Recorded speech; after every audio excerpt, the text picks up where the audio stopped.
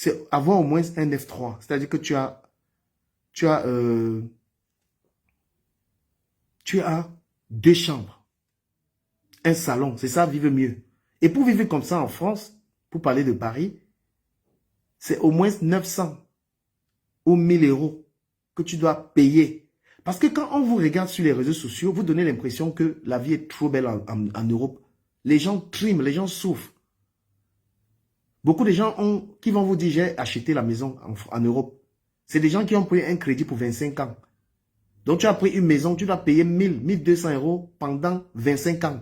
Donc tu n'as même pas à t'en vanter parce que tu t'es emprisonné, tu t'es endetté. Tu ne peux pas faire 5 mois sans payer. Une maison que tu payes pendant 20 ans, 25 ans, ce n'est pas ta maison.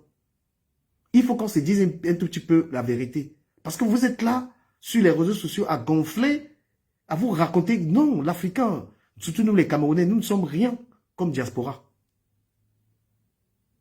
Quelqu'un qui gagne, c'est-à-dire que vivre décemment, dans une ville comme Paris, il faut gagner au moins 3 000, 4 000 euros.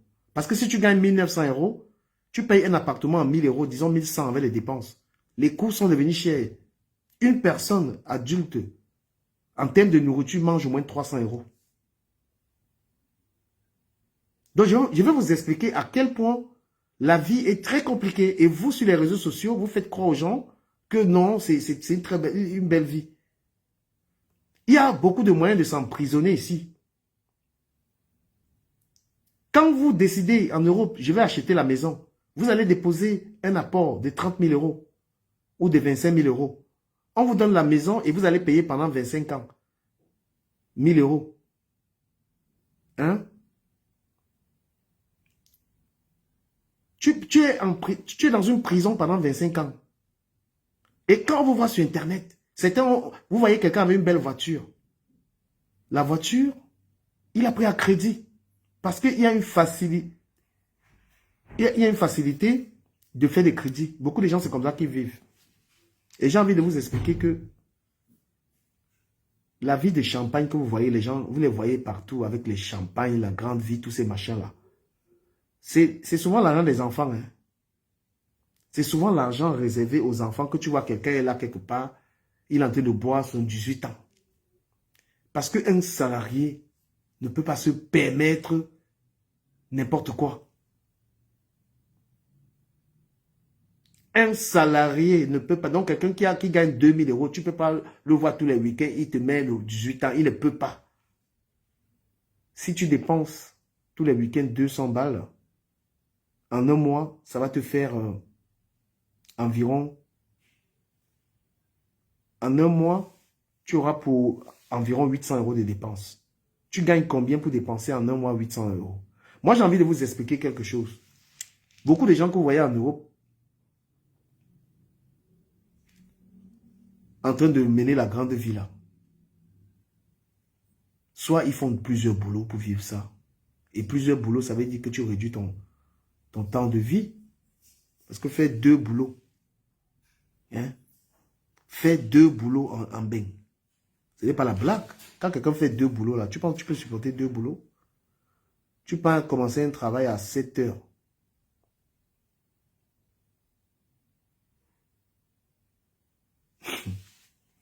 Attends, quelqu'un me répond. Hein. Quelqu'un m'a dit que, bonsoir mon frère, cette maison finit par t'appartenir au bout de 25 ans. C'est mieux qu'aider une personne à rembourser son crédit. C'est mieux qu'aider une personne à rembourser son crédit. C'est clairement ce qu'on fait en payant le loyer. Ma chérie, c'est compliqué parce que même quand tu as fini de payer la maison là, il y a des impôts, il y a des trucs à payer. Il y a des quartiers où c'est que tu payes après. Est-ce qu'on est vraiment propriétaire? Ça, c'est un rêve. Il y a des quartiers dans lesquels tu as fini d'acheter, de payer ton crédit. À quel âge même? Maïla, tu es une fille qui a 30 ans. Tu es une femme, par exemple, tu as 30 ans. Hein, tu t'engages dans un crédit immobilier. Tu as 30 ans, tu t'engages dans un crédit immobilier pendant 25 ans. Tu as un loyer de 1002. Et tu ne gagnes pas beaucoup. Ça dépend même de ce que tu gagnes. Parce que c'est essoufflant. Donc pendant 25 ans, tu vas passer ton temps à rembourser une maison. Est-ce qu'elle va t'appartenir ou pas? Est-ce que tu peux être classé comme quelqu'un qui est riche? Je ne suis pas en train de décourager les gens par rapport à cela. Je ne suis pas du tout en train de décourager les gens par rapport à cela. Mais sache que pendant au moins 20 ans de ta vie, tu as une dette. Quand tu finis de payer une maison à 25 ans, une maison que ton fils, tes enfants ne peuvent pas hériter. Si tes enfants héritent, on demande 30%. Hein? Tes enfants, quand j'entends les gens dire que c'est pour laisser à mes enfants, c'est pour laisser la maison à mes enfants. Déjà, si tu as 3 enfants, si tu es une femme qui a 3 ou 4 enfants, les 4 enfants ne vont pas rester avec l'appartement. C'est un appartement qu'on va vendre et partager les gains. Hein? Si tu as un appartement, dis que je laisse l'appartement à mes enfants. Les enfants, ils ne vont pas vivre dans cette maison. Ils seront grands, ils vont vivre ailleurs, avec leur compagne. Donc cette maison sera vendue. Et les enfants, pour avoir cette maison, ils vont payer 30%. À quel moment c'est avantageux? Puisque la maison que tu as achetée, avec plusieurs de tes enfants, ils ne vont pas y vivre. Parce que nous-mêmes qui sommes là, est-ce que nous vivons là où nous avons grandi? Qui vit là où il est né? Nous sommes tous à l'étranger. La maison familiale, les maisons familiales qui sont restées au pays là, qu'est-ce qui va se passer? Est-ce qu'on va vivre là-dedans? On va forcément les vendre. Donc, ce que moi je vais dire,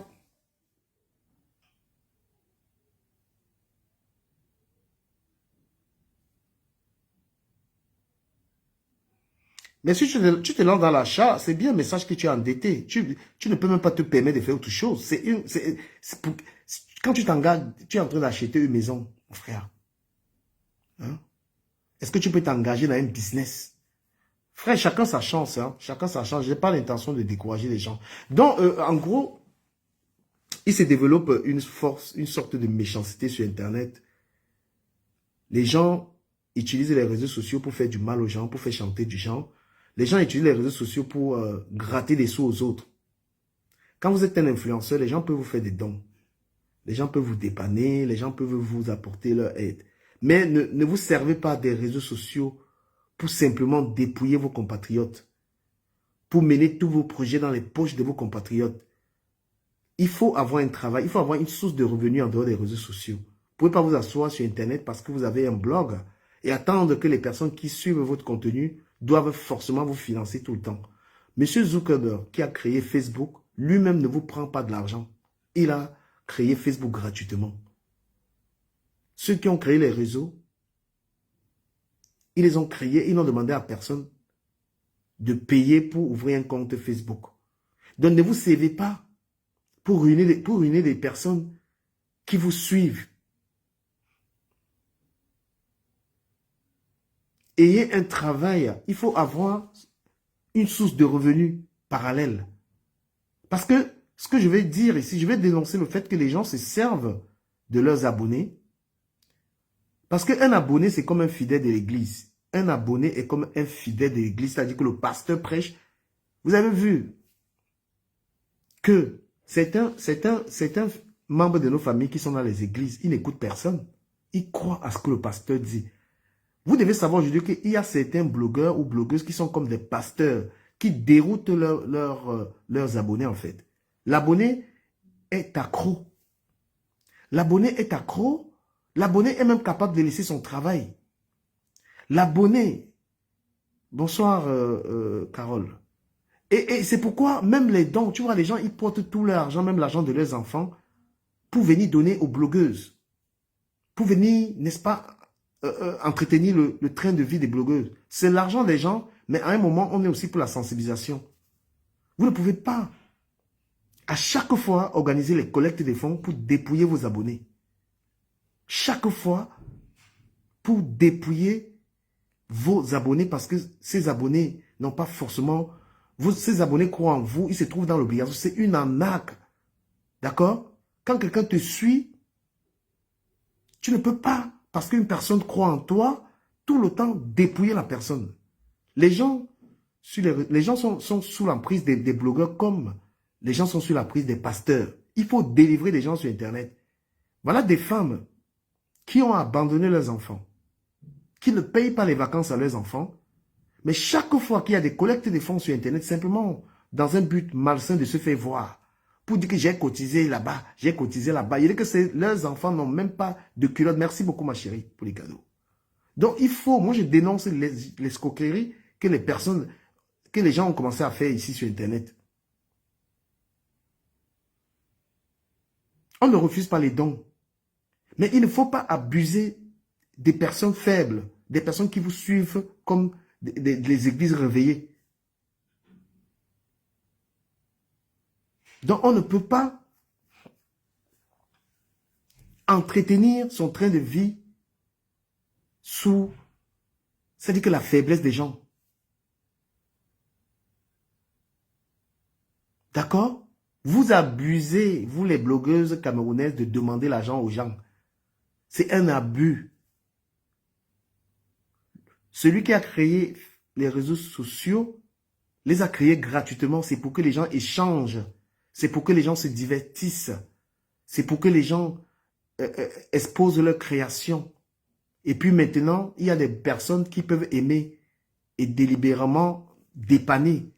Quelqu'un peut aimer ce que tu fais sur Internet, il te dépanne. Mais il ne faut pas abuser. C'est-à-dire que abuser, vous abusez. Les gens se ruinent à offrir. Les gens empêchent les enfants d'aller en vacances. Les gens n'ont plus de vie. C'est devenu, aujourd'hui, les réseaux sociaux sont devenus les églises réveillées. Salut mon donateur Yann Tusseux. Big up à toi, merci pour hier. En tant que créateur de contenu, si les gens sont généreux avec toi, tu dis merci. Mais vous ne pouvez pas, à tout va, planifier votre vie. Ouais, Yann, merci beaucoup Yann. Tu es un grand donateur, mon frère. Les gens te donnent, ils te font cadeau. C'est des cadeaux.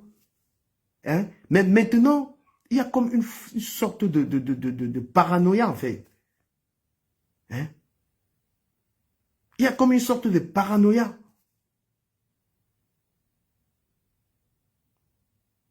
Et même les contenus, même, les gens n'offrent même pas à leurs abonnés des contenus. C'est devenu l'église, en fait.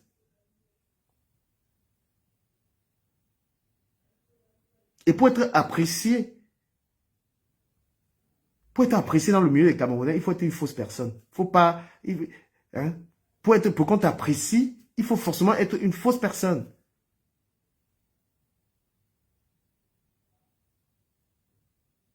C'est-à-dire que les gens, l'abrutissement de masse, c'est ça, Yann. Vous abrutissez vos abonnés et vous, tous les projets que vous avez, ce sont vos abonnés qui doivent cotiser, qui doivent donner l'argent. Parfois, quelqu'un peut même se permettre ça parce qu'il a un bon contenu.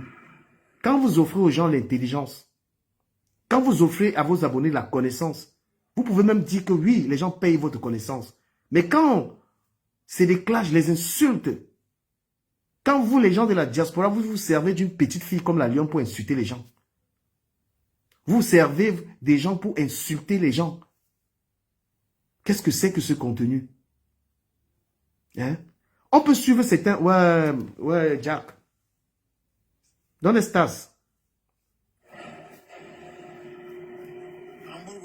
Ah, Hamburgo, ah, ok. Voilà, donc, sachez qu'il y a des personnes qui sont que leur blog, c'est un contenu intéressant. Ouais, il y a des gens qui, quand ils se mettent sur les réseaux, ils ont un contenu très intéressant. Donc, les gens peuvent même payer pour les écouter. Mais si tu fais un blog de pornographie, tout le monde est devenu, vous êtes devenus tous les conseillers des femmes. Certaines personnes sont là, eux-mêmes, ils n'ont même pas l'enfant, mais ils conseillent plus les enfants. Tout le monde est devenu conseiller, là, ils célibataires. Les gars, mon frère, c'est le stress qui vous gère. Et parfois, tout le monde n'est pas apte à donner des conseils aux gens. On regarde la vie de quelqu'un. Est-ce que c'est une personne qui a une vie normale? Est-ce qu'il travaille?